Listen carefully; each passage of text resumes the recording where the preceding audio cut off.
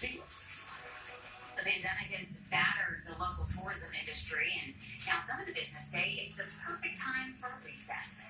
And the bigger question being asked, is it also time to pay more attention and give more resources to Black tourism? Yet tonight, our I team has a story on why the question is drawing fresh debate. Here's lead investigative reporter Jay Miller. The World Theater was a part of America's chitlin circuit. When African Americans who were entertainers could not perform in white venues, they created their own chitlin circuit. Blue Fields is in the heart of where much of Baltimore's rich history of its Black people was written. Pennsylvania Avenue in West Baltimore. The Billie Holiday statue, the Royal Theater marquee, the Arch Social Club. It was here that Black people created their own businesses, culture, and entertainment when they were barred elsewhere. Athletes wanted to play ball. They couldn't play in the majors, so they created the Negro Leagues. And up here on this avenue, there was a Negro League baseball team. Fields founded the African American Tourist Council. He has made it his mission to draw more support from the city for Baltimore's Black history sites and promotion of Black tourism and culture. There's little direct support in the city budget. There's this amount of money for ethnic minority tourism issues. That's like a zero.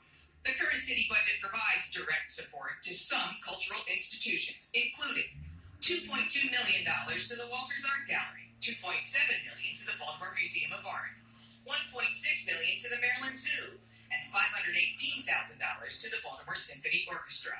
There is no direct support for institutions like the Great Blacks and Wax Museum, nor dozens of other sites focused on telling the story of the city's Black people. The story there is phenomenal.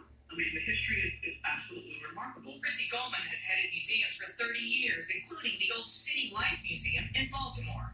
City, she says, often provides sustained funding to so-called legacy cultural institutions, such as art museums and the symphony, while ethnic-based sites and institutions are left to scramble for support elsewhere. If that $200,000 was $450,000 gift to smaller organizations, the impact could be phenomenal. Because the one thing I do know about our ethnic-specific institutions is they know how to get it done with very little. In West Baltimore, the sites are not in show-off shape as Blue Fields sees it. The Billie Holiday statue needs to be cleaned. The Royal Theater Plaza has little explanation. Nearby, the childhood home of Thurgood Marshall is vacant and surrounded by other buildings long in need of repair or demolition.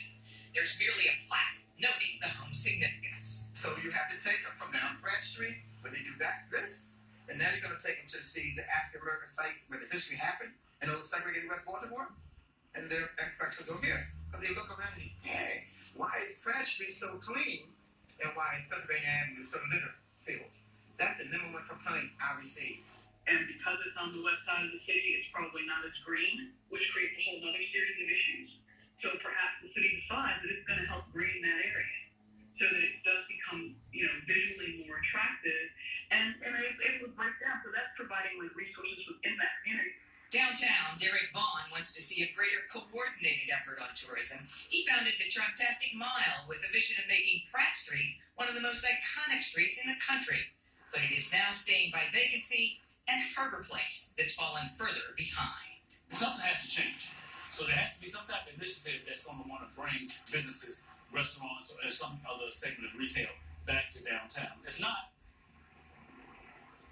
we don't want to be like Detroit, or like Detroit was. Detroit has moved past that. They're getting better. So we have to put some type of initiative that's going to bring business here. People are pulling out. Anchors have left. So now it's like a ghost town. But after COVID, you just can't tell people to come back to that. You haven't even put anything in place to make it better.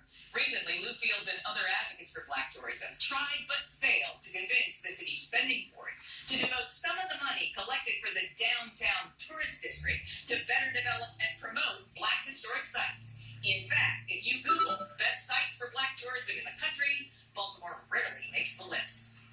I'm Jane Miller, WBAL TV 11 News.